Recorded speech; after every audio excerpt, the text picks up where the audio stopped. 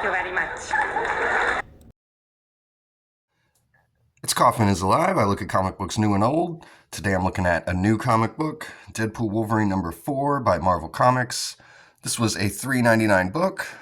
It's actually got a parental advisory on it as well for some reason. I guess because we got the Merc with the mouth. And we got STRYFE making his big return here in this series, which has been really cool. This has probably been my favorite normal 616 Marvel book right now. I love that we've got the STRYFE logo that they originally used back in the 90s here. I love characters having their own logo. You know, obviously Wolverine, Deadpool, they got logos that are synonymous with them, but even like villains or minor characters, when they get their own drawn logo, I think it's really cool. But I love the return of STRYFE's helmet here, his original helmet designed by Rob Liefeld. He's got kind of a different costume, though, than what he used to wear.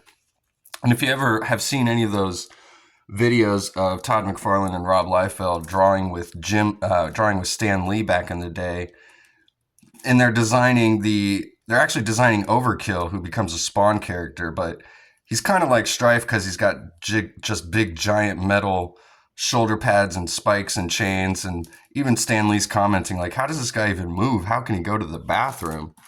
But so we've got a more practical costume here for STRYFE. Joshua Cassara doing the artwork here. I think he does an awesome job on this book. I really love his Deadpool and Wolverine. He's got kind of a blocky style, but I like the way he draws Deadpool, because he's not quite as like skinny or anything. He looks like kind of a buff Deadpool, but he looks really cool. This issue has the zombies coming after Deadpool and Wolverine here. There's zombies that seemingly have been sent by STRYFE. He's raised the dead. He's got his own flying dragon. I love STRYFE in this book. He's just such an over-the-top supervillain. See, he's riding this giant skinless dragon here. We get a good scene of Deadpool and Wolverine fighting these zombies. I really like this scene of STRYFE. He's like losing his power, and he crashes here right in front of his base. I just love the simplicity of the entrance to his base here. This reminds me of some original Rob Liefeld stuff, just how simplistic it is. And STRYFE goes underground. He's got some sort of telepathic transfusion here, which I think is like giving him back his powers, but we got a little subplot going on here with Maverick, who was released from prison to go work for the One organization, and he's kind of turned on them, and they're hunting him now.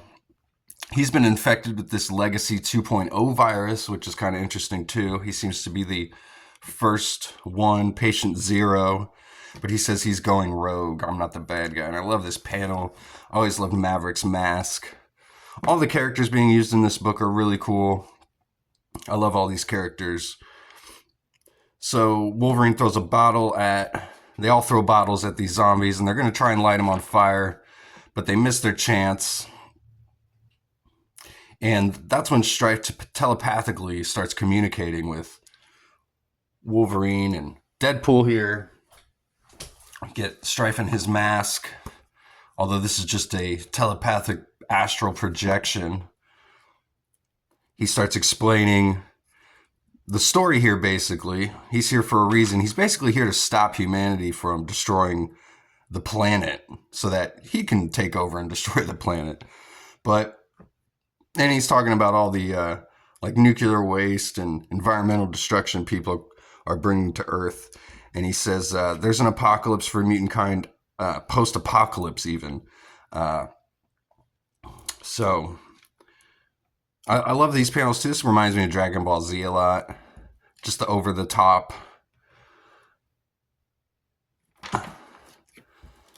We got Nick Fury showing up. This is still in the flashback. STRYFE says they basically put him on ice for decades and took his mask here. So he wants Deadpool and Wolverine to go find his helmet so he can be at full strength, I'm assuming. And right here at the end, Wolverine just starts to like freak out here as his mind control engages from STRYFE. And we get this great splash page at the end. Again, Josh Cassara just doing some awesome work on this book. I hope this is an ongoing book. I'm not really too sure. It might just be a mini-series, although I haven't seen anywhere where this has been called a mini-series. And we've got like 20 X titles here. A lot of them have been getting canceled recently. And I hope this one sticks around. I think if they took this checklist right here, this X-Men checklist of all the books that they've got going on, and just cut it down to something like this, or just throw Deadpool, Wolverine in there, a couple X-Men books, X-Force, X-Factor, you know, maybe a Storm book, a Wolverine book. You don't need much more than that. They got all these other things going on here. Definitely dilutes the whole line. And after about a year since the reboot of this X-Men from the Krakoan era, I would say this comic right here, this series, along with the main adjectiveless X-Men book, those are my two favorites. Those are really the two Marvel books I've been trying to keep up on right now in the main 616. I am also loving the Ultimate comics as well, so go check those out from Marvel. But that's all I got for today. Thanks again for watching. Go check out my channel. I post daily comic book reviews, and I will see you guys on the next one. Go read comics.